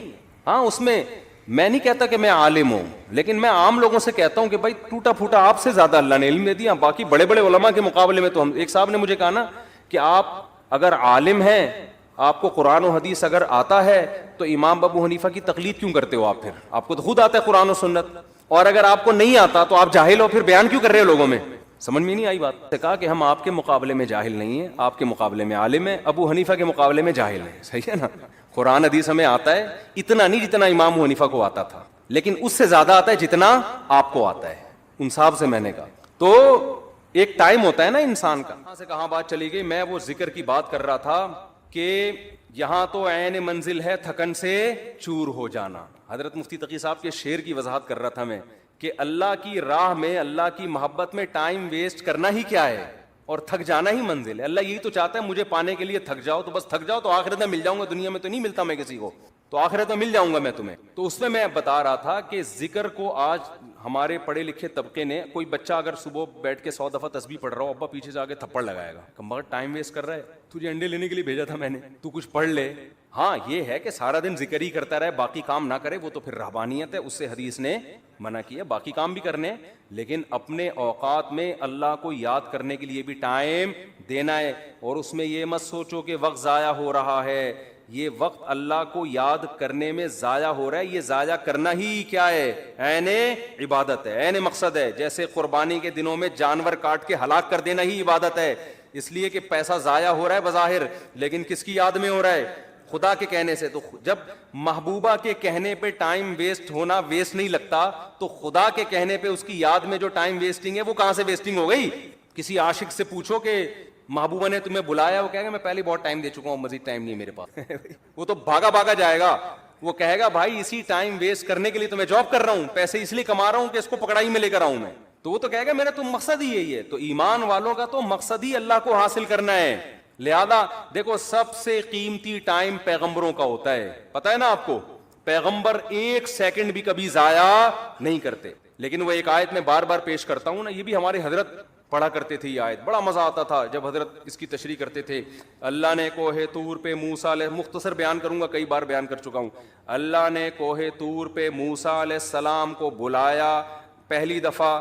اللہ میاں نے موسیٰ علیہ السلام سے پوچھا وما تلک بیمینک یا موسیٰ, اور یہ تیرے دائیں ہاتھ میں کیا چیز ہے اے موسیٰ. اتنا لمبا کلام بظاہر ٹائم ویسٹنگ ہے یا نہیں ہے؟ ابے کیا ہو گیا, تم لوگ بھی تو کچھ ذوق پیدا کرو یار. بظاہر تو یہ ٹائم ویسٹنگ ہے. اے اللہ تو نے موسیٰ علیہ السلام کو بلایا ہے اور تو خود ہی کہتا ہے وقت کا ضیاع کرنا حرام ہے, ناجائز ہے. قرآن و سنت سے ہمیں پتہ چلتا ہے انسان کی زندگی میں سب سے قیمتی چیز کیا ہے, وقت. حدیث میں آتا ہے من حسن اسلام المرء ترکہ ما لا یعنی, اسلام کی اچھائی یہ ہے لا یعنی چیزیں, یعنی وہ چیزیں جن کا نہ دنیا میں فائدہ اور نہ آخرت میں فائدہ, ان چیزوں کو چھوڑ دو. تو نبی نے خود نہیں چھوڑا ہوگا ان چیزوں کو, بیٹھے ہوئے ویسے ہی بیٹھے ہوئے, کیوں بیٹھا ہوا ویسے ہی یار, ابے ویسے ہی کچھ نہیں ہوتا بھائی, کچھ کر لو یار. ہاں کچھ کر کر کے تھک گئے ہو اس لیے بیٹھے ہوئے ہو, تو پھر ویسا ہی نہیں ہے. آپ بولو ریلیکس ہونے کے لیے بیٹھا ہوں میں, ویسے ہی کچھ نہیں ہوتا. آج ہمارا زیادہ تر ٹائم ویسے ہی گزر رہا ہے. کوئی بستر پہ پڑا ہوا ہے نا, تو کیا تو کام کر کر کے تھک گیا ہے تو ریلیکس ہو رہا ہے؟ نہیں بھائی ریلیکس نہیں ہو رہا. 7 گھنٹے سو چکا ہوں میں, 8 گھنٹے سو چکا, اب کیوں سو رہا ہے ویسے ہی. تو یہ ٹائم ویسٹنگ ہے یا نہیں ہے؟ ایک ہوتا ہے تھک گیا سو رہا ہے, بنتا ہے بھائی یہ سونا ٹائم ویسٹنگ نہیں. ایک ہوتا ہے دماغی کام کر کر کے تھک گیا تو تھوڑا کھیل رہا ہے, کھیل کود کرے گا تاکہ ذہنی تفریح ہو, یہ ٹائم ویسٹنگ نہیں ہے. ایک ہے کھیل لیا, آدھا گھنٹہ کھیل لیا, وہ بہت ہے نا, اب دماغ فریش ہو گیا, اب کوئی ڈھنگ کا کام کرو, مزید کھیل رہا ہے, اب ڈبو کھیل رہا ہے دماغ فریش کرنے کے لیے. ڈبو سے دماغ فریش, ڈبو ہی کہتے ہیں آج کل, کچھ ہمارے زمانے میں ڈبو کہتے تھے, آج کل کیا کہتے ہیں, ڈبو ہی کہتے ہیں. اس کی شکل ڈبو, اور جو کھیل رہے ہوتے ہیں وہ بھی ڈبو لگ رہے ہوتے ہیں. ابے تو کھیل کے, ہم بھی دیکھو کھیلتے ہیں, میں بھی ذہنی تفریح, میں جاگنگ کرتا ہوں ذہنی تفریح کے لیے, بھاگتا بہت, پسینہ نکالتا ہوں, ایسا مزہ آتا ہے. جم چلے گئے, بچوں کے ساتھ بہت آدمی انجوائے کرتا ہے, بچوں کے ساتھ کھیلے, محبت بھی ہوتی ہے, بہت بچے اچھے بھی لگتے ہیں. اللہ کا شکر ہے آج تک, میں نے بچپن میں 2-4 دفعہ ویڈیو گیم کھیلا تھا, پھر بڑوں نے ڈانٹ کے نا تھپڑ لگا کے چھین لیا. اس کے بعد سے جب مدرسے میں ہم گئے, ویڈیو گیم نہیں کھیلا جاتا. وہ نادر علی نے کھلوا دیا تھا, وہ تو بیچارے نے وہ بلا کے چلو یار, وہ تو اس کی محبت میں تھوڑا سا ہم نے کہا چلو, وہ بھی مجھے گن پوائنٹ پہ بٹھا دیا, میں کیا کرتا. پھر اس کا دیکھ کر ڈھکن جب ہی کھلے گا جب یہ کھولو, تو وہ تو میرا ٹائم ویسے نہیں, کھانا کھانا تھا میں نے. لیکن نارملی اس قدر مجھے یہ چیز زہر لگتی ہے کہ یار آپ باقاعدہ ارادہ کر کے ٹائم ضائع کر رہے ہو, جبکہ آپ کو پتا ہے کہ یہ ٹائم قیامت تک میری زندگی میں دوبارہ نہیں ملے گا. کیسے کھیل رہے ہوتے ہیں ویڈیو گیم یار, کیسے کھیل رہے ہو, 1-1 گھنٹہ لگے ہوئے اسکور بنا کے. کیا مل رہا ہے تمہیں اسکور بنا کے؟ پیسے بھی مل رہے ہو نا, تو آدمی کہے یار چلو ٹھیک ہے. اول تو اس میں جو پیسے مل رہے ہوتے ہیں وہ جوا ہوتا ہے, وہ تو ویسے ہی حرام ہے. لیکن پیسے کمانے کے لیے بھی وہ کام کرو نا جس میں قوم کو فائدہ ہو. یہ پیسے ایسے ہیں جیسے گٹکا بیچ کے پیسے مل رہے ہیں آپ کو. پیسہ تو مل رہا ہے لیکن قوم کو کیا دے رہے ہو, گٹکے دے رہے ہو. تو پیسہ آپ کو گیم کھیل کے اگر جیتنے پہ مل بھی رہا ہے تو ٹائم کوئی اس سے کوئی کچھ فائدہ تو نہیں ہو رہا نا. ایسا کام کرو آپ اس کا معاوضہ لوگوں سے دو, اس کے بدلے میں لوگوں کو بھی کچھ آپ دو. جیسے ڈاکٹر ہے, صحت دیتا ہے, بدلے میں پیسے لیتا ہے. لیکچرار ہے, وہ 1 گھنٹے کا لیکچر دے گا, لوگوں کو نالج دے گا, اس کے بدلے میں پیسے لے گا. یوٹیوب پہ کھانا پکانے کی ترکیب بنا کے ڈال دی, کچھ نہیں تو چلو خواتین کو کھانا پکانا سکھا دیا, مرد ہوٹل جانے سے بچ جائیں گے, گھر میں کھا لیا کریں گے تمیز سے, اور اس کے بدلے میں آپ کی ارننگ ہو گئی. تو چلو لوگوں کو کوئی فائدہ دے کے لے رہے ہو نا, ویڈیو گیم کھیل کے کیا ہو رہا ہے؟ اور اگر پیسے بھی نہ مل رہے ہو تو پھر تو بالکل ہی فضول کام ہے. باقاعدہ ارادہ کر کے کیا کیا جا رہا ہے؟ Time waste. یہ تو زہر ہے بھائی. میں نے ارطغرل کے بڑے فضائل سنے تھے. ارطغرل میں یوں ہر آدمی لوگوں کے تہجد, میں نے کہا ایک ہم بھی دیکھتے ہیں کیا ہو رہا ہے ارطغرل میں نا. مجھے بتایا بھی اس میں بے حیائی نہیں ہے. میں نے گھر والوں کے ساتھ بیٹھ کے 5 منٹ دیکھا ہے, اس کے بعد مجھ سے دیکھا, میں نے کہا یار یہ کتاب پڑھ لے آدمی زیادہ اچھا, بہت ٹائم ویسٹ. میں نہیں کہہ رہا جنہوں نے دیکھا وہ کوئی صحیح کیا غلط کیا وہ مفتیوں سے فتویٰ لے لیں, لیکن ٹائم ویسٹنگ ہونے میں تو بھائی ہسٹری پڑھ لو یار, اتنی دیر میں بہت ٹائم ویسٹ ہوتا ہے بھائی, بہت ٹائم. کیسے آپ ارادہ کر کے, ایک ہوتا ہے نا خود بخود ٹائم ویسٹ ہو گیا, آپ پلاننگ کر رہے تھے کچھ سمجھ میں نہیں آیا, پڑھے ہوئے ہیں تو کچھ سمجھ میں ہی نہیں آ رہا اس لیے ٹائم ویسٹ ہو رہا ہے. ایک ہو رہا ہے کہ آپ باقاعدہ ارادہ کر کے کیا کرو, ٹائم ویسٹ. میں کہتا ہوں دوستوں کے ساتھ بیٹھ کے گپے مار لینا, یہ ٹائم ویسٹ بھی, یہ بھی ٹائم ویسٹنگ ہے. اس میں پھر بھی کچھ نہ کچھ نالج مل جاتی ہے آدمی کو, گپ شپ میں ہی پتہ چل جاتا ہے, کچھ سیاسی تبصرے پتہ چل جاتے ہیں, کچھ اور معلوماتی گپیں جب لگ رہی ہوتی ہیں 2-4 کام کی باتیں بھی آ جاتی ہیں اس میں. ارے ابے تبے لڑکے لونڈے لپاڑے بیٹھے ہوتے ہیں نا گٹر کے ڈھکن پہ, تو ٹائم تو وہ بھی ویسٹ کر رہے ہیں, اس میں بھی کچھ نہ کچھ معاشرے کا ہی پتہ چل جاتا ہے نا, پبلک اس کی کون کی بھاگ کے کہاں گئی ہے, ٹھیک ہے نا. تو یہ ویسے تو غلط نالج ہے, لیکن اس سے یہ تو پتہ چلتا ہے معاشرے میں کیا ہو رہا ہے, بھاگ رہے ہیں لوگ نہیں بھاگ رہے, یعنی ایک مثال دے رہا ہوں. تو کچھ معاشرے کی سوسائٹی کی نالج ہوتی ہے, انسان کو سوسائٹی کو گائیڈ کرنے میں آسانی ہو جاتی ہے, کیونکہ جو گٹر کے ڈھکن پہ نہیں بیٹھے گا اس کو کیا پتا کہ ہو کیا رہا ہے, سمجھ رہے ہو. آج ایک مولانا صاحب نے مجھے کہا کہ یہ شرعن جائز نہیں. میں نے کہا کیوں کہہ رہے اس میں عورتوں سے مشابہت. میں نے کہا کہاں سے مشابہت ہے, پورا ناظم آباد نے ایسے بال رکھے ہوئے, کوئی لمبے بالوں پہ اعتراض کر رہے تھے کہ عورتوں سے مشابہت. میں نے کہا بھائی مرد بہت زیادہ بڑے لمبے بال رکھتے ہیں, آپ کون سی دنیا میں رہتے ہو. ایک مولانا صاحب مجھے کہنے لگے کہ اس پہ فتویٰ دیں کہ محبت کی شادی جائز نہیں. میں نے کہا کیوں کہہ رہے ہیں یہ ناکام ہوتی ہے. میں نے کہا حضرت آپ پتہ نہیں کہ دنیا میں ہیں, ونس اپون اے ٹائم کہ ماں باپ پکڑ کے شادی کر دیا کرتے تھے, اب شادیاں 99% محبت ہی کی. یہ فتویٰ مارکیٹ میں چلنے والا وہ پہلے ہوتا تھا کہ بچہ جب سے پیدا ہوا نظر جھکی ہوئی ہے اس کی, اس نے دیکھا ہی نہیں کسی. ابا نے کہا کہ وہاں تیری شادی کر رہا ہوں میں, بچہ شرم سے بھاگ گیا. لڑکے کی بات کر رہا ہوں, لڑکیوں میں تو اور شرم ہوتی تھی, شرم سے بھاگ گیا. اس کو تو محبت تھی نہیں نا, ابا نے شادی کرا دی اور کامیاب لائف گزار. میں نے کہا یہ ونس اپون اے ٹائم اب سیٹنگوں سے ہو رہی ہے. اگر آپ شادیوں کو ہی غلط قرار دے دو گے تو لوگ کہیں گے یار محبت کا ایک رزلٹ صحیح نکل رہا تھا شادی, وہ رزلٹ بھی مفتی صاحب نے کیا کر دیا, حرام. تو خالی محبتیں رہ جائیں گی, شادی مارکیٹ سے کیا ہوگی. تو ہم نہیں کہہ رہے محبتیں کریں پہلے, لیکن ایک مثال ہے کہ اس محبت کا ایک شادی کی صورت میں اچھا رزلٹ نکل رہا تھا. اب وہ رزلٹ پہ آپ پابندی لگا رہے ہو, محبتوں پہ کسی کا باپ بھی پابندی نہیں لگا سکتا اس زمانے میں. سمجھ میں آ رہی ہے بات. وہ اتنی ہو رہی ہیں, کو ایجوکیشن سسٹم ہے, وہاں لڑکی آپ کے ساتھ بیٹھی ہوئی ہے, یہ جتنی بھی نظر جھکائے پڑ جاتی ہے نا انسان کی, پھر پسند آئے گی. تو اسلام نے بھی راستہ دیا بھائی تو شادی کر لے. تو جب انسان بالکل ہی بند کمرے میں بیٹھ کے بات کرتا ہے نا, تو وہ گٹر کے ڈھکن پہ بیٹھے گا تو پتا چلے گا نا کہ بند کمرے سوسائٹی میں ساری شادیاں کیسی ہو رہی ہیں. ہم تو بیٹھے ہیں, پہلے بیٹھتے تھے اب نہیں بیٹھتے. تو گٹر کے ڈھکنوں پہ بیٹھے گا تو پتا چلے گا سوسائٹی میں. وہ پھر مثال دیتا ہوں نا یار, بڑا بےہودہ سا لطیفہ ہے لیکن کیا کریں. وہ ابا نے بچے سے پوچھا بیٹا پتا ہے علامہ اقبال کون تھے؟ بیٹے نے کہا نہیں پتا. کہہ رہا اچھا لیاقت علی خان کا پتا ہے؟ کم بخت اسکول جاؤ تو پتا چلے نا. بیٹے نے ابا سے کہا ابا آپ کو وسیم صاحب کون؟ ستار کا پتا ہے. ابا گھر پہ رہو تو پتا چلے نا. تو جو جہاں رہتا ہے اس کو وہاں کے حالات, بولو رہو گے سوسائٹی میں. تو میں کہتا ہوں جو دوست احباب تختوں پہ بیٹھ کے گپے لگاتے ہیں غلط ہے, میں اس کو پروموٹ نہیں کر رہا, اس کا بھی ایک لمٹ لگائیں گپے, ایک لمٹ. پھر بھی یار اس میں کچھ نہ کچھ فائدہ ہوتا ہے. ویڈیو گیم میں تو کچھ بھی فائدہ نہیں ہے. تو دوستوں کے ساتھ گپے لگا لیا کرو, تفریح ہو جاتی ہے, ہوا خوری ہو جاتی ہے. یہ کام نہ کیا کرو خدا کا واسطہ, یہ جو ویڈیو گیم والا کام ہے اس میں ٹائم ویسٹنگ کے علاوہ کچھ بھی نہیں ہے. تو جلدی سے بات کو سمیٹ کے ختم کروں, میں لمبی ہوتی جا رہی ہے. تو میں یہ عرض کر رہا تھا کہ حضرت موسیٰ علیہ السلام کو نا, جب میں یہ عرض کر رہا تھا اسلام میں وقت کی حفاظت کی بہت زیادہ ویلیو. تو وقت کا تقاضا یہ ہے, وقت کی حفاظت کا تقاضا یہ ہے کہ بات جب کی جائے تو ٹو دا پوائنٹ کی جائے. یہی تقاضا ہے نا. اب کوئی ڈاکٹر صاحب کے پاس جائے, اس کو فیور ہے اور گھنٹہ لگا دے یہ بتانے کے لیے کہ فیور ہے, ڈاکٹر کہے گا بھائی تو میرا ٹائم کیوں ویسٹ کر رہا ہے, مختصر ڈاکٹر کہے گا نا. لیکن کمال ہے موسیٰ علیہ السلام جب اللہ کے پاس گئے ہیں تو اللہ میاں موسیٰ علیہ السلام سے پوچھ رہے ہیں کہ اور یہ کیا ہے آپ کے دائیں ہاتھ میں اے موسیٰ. بظاہر یہ بھی ٹائم ویسٹنگ ہے یا نہیں ہے بھائی. یہ پہلی بات تو اے اللہ تو سیدھا سیدھا کام بتا, موسیٰ کو کرنا کیا ہے, فرعون کے پاس جانا ہے بھیج دے, یہ معجزہ دکھا دے بس جاؤ. بھائی سوال پوچھنے کی ضرورت کیا, تجھے پتا ہے نا لاٹھی ہے, اور اگر پوچھنا ہے تو ماں ہاذا یہ کیا ہے یہ پوچھ لے. کتنا لمبا کلام. اور یہ تیرے دائیں ہاتھ میں کیا چیز ہے اے موسیٰ. موسیٰ علیہ السلام تو پیغمبر تھے, ٹائم ویسٹ بالکل بھی نہیں کرتے تھے. حضرت موسیٰ کو ٹائم بچاتے ہوئے تاکہ میں جو اپنا ہدف ہے فرعون کے پاس جانا اس کو فوکس کروں, میں اس ہدف, ٹائم جتنا ضائع ہوگا, یہاں بظاہر ضائع ہو رہا ہے ٹائم, تو اتنا جواب دیتے لاٹھی. یہی جواب دینا میں آپ سے پوچھتا ہوں, اور یہ آپ کے کھوپڑی پہ کیا رکھا ہوا ہے اے, کیا نام ہے آپ کا, عبد الرحمان بھائی, آپ کہیں گے ٹوپی, یہی کہیں گے نا آپ, یہ نہیں کہیں گے یہ میرے سر پہ ٹوپی ہے, یہ تو نہیں کہیں گے.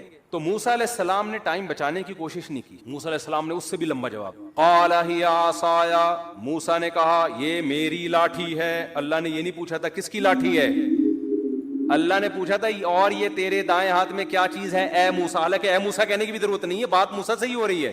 اتنا لمبا کلام, اور موسیٰ جواب میں اس سے بھی لمبا کلام, یہ میری لاٹھی ہے. اللہ کو غصہ نہیں آیا, بھائی میں نے صرف جو ٹو دا پوائنٹ بات کرو, میں نے پوچھا یہ کیا ہے, میں نے یہ نہیں پوچھا کس. ڈاکٹر صاحب کو آپ بتا رہے ہیں کہ میری طبیعت خراب ہے, ڈاکٹر پوچھ رہا ہے کہ آپ کو کیا ہے, آپ کہیں مجھے بخار ہے, گھر میں میری بیگم کو ملیریا ہے, میری پھپھو لانڈی میں ہے, ان کو ان کے کڈنی میں سٹون ہے, میرے چچا امریکہ میں ہے, وہ کووڈ میں مبتلا ہوئے ہیں. ڈاکٹر کو غصہ آئے گا نا, بھائی میں نے تمہارے بارے میں جو پوچھا ہے ٹو دا پوائنٹ وہ جواب دو, پورا خاندان کیوں میرے سامنے لا کے بٹھا دیا تم نے, غصہ آئے گا نا. لیکن جب آئے گا جب ڈاکٹر کو آپ سے محبت, اگر ڈاکٹر کی آپ معشوقہ ہو, معذرت کے ساتھ مثال تو کوئی بھی دی جا سکتی, اگر آپ ڈاکٹر کی معشوقہ ہو اور ڈاکٹر آپ سے ملنے کے لیے بڑے عرصے سے, اس نے کلینک کھولی ہی آپ کو پھنسانے کے لیے کہ اس محلے میں کلینک کھولتا ہوں, ہو سکتا ہے کسی دن اس بہانے آ جائے, پھر ڈاکٹر کہے گا اپنی خالہ کے بارے میں بھی رپورٹ پیش کرو, اپنی پھپھو کے بارے میں بھی رپورٹ پیش کرو, اور اپنے ماموں کے بارے میں بھی تفصیل سے بتاؤ, جتنی ڈیٹیل بتا سکتی ہو بتاؤ, پھر میں اپنی پھپھو کے بارے میں بتاؤں گا. آئی بات سمجھے, ہم پھپھو کھیلیں گے آپس میں, پورا خاندان جب تک ختم نہیں ہوگا نا ڈاکٹر خاموش نہیں ہوگا. ڈاکٹر کہے گا علاج مقصود نہیں ہے, یہ کلینک تو آپ کو پھنسانے کے لیے کھولی ہم نے, مقصد ہی یہاں ٹائم ویسٹنگ ہے. صحیح ہے نا, آپ سے بات کرنا ہی کیا ہے, مقصود ہے. تو ایک انسانوں کی محبت ہوتی ہے جو مردار ہے, جو ختم ہونے والی ہے. دنیا میں کتنے لیلا مجنون آئے, آج قبر میں کیڑے ان کو کھا رہے ہیں. کہیں کا مجنون نے کوشش کی کہ لیلا کی قبر میں جا کے وزٹ کر کے آؤں, وہ سب سڑ گئے, مر گئے.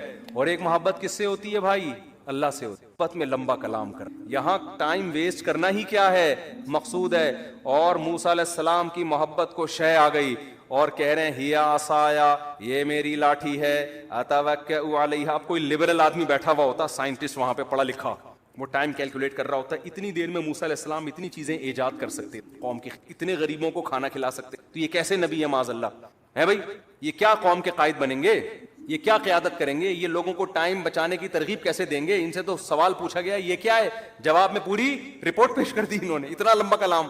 لیکن موسیٰ کے سامنے کوئی لبرل ایسی بات کرے تو موسیٰ علیہ السلام کہیں گے کمبخت, تیرے دل میں اس خدا کی محبت نہیں ہے, ذرا اس رب کی محبت کی چنگاری پیدا کر لے تو بھی تو ایسے ہی ٹائم ویسٹ کرے گا. اور یہ ٹائم ویسٹ نہیں ہے, یہ کائنات بنی ہی خدا کی محبت پیدا کرنے کے لیے, تو یہ تو ساری چیزیں اللہ نے اس لیے بنائی ہیں, تو یہی تو مقصد ہے. بلکہ موسیٰ کو جب بھیجا نا اللہ نے فرعون کے پاس, تو موسیٰ علیہ السلام کہیں گے اللہ نہ بھیج, یہیں کوہ طور پہ ہی مجھے بٹھا لے. وہ تو اللہ نے آرڈر دے دیا تھا فرعون کے پاس جاؤ, تو چلے گئے, ورنہ دل موسیٰ علیہ السلام کا جانے کا نہیں چاہ رہا تھا, بس یہی دل چاہ رہا تھا اللہ سے ہی ہم کلام ہوتا رہوں, میں اللہ سے ہی باتیں کرتا رہوں. تو قال ہی عصایا, اب وہاں کوئی لبرل بیٹھا ہوا ہے, سائنٹسٹ بیٹھا ہوا ہے, تو موسیٰ علیہ السلام پر اعتراض کر. موسیٰ علیہ السلام کیا کہہ رہے ہیں, ہی عصایا, یہ میری لاٹھی ہے, اتوکئ علیہا, اس پہ میں ٹیک بھی لگاتا ہوں, واہش بہا علی غنمی, درختوں کے پتے جھاڑ کر اپنی بکریوں کو پتے بھی کھلاتا ہوں, ولی فیہا مآرب اخری, اور اے اللہ بہت سارے اور بھی کام ہیں, پرمیشن دے تو پوری رپورٹ پیش کر دوں تیرے سامنے.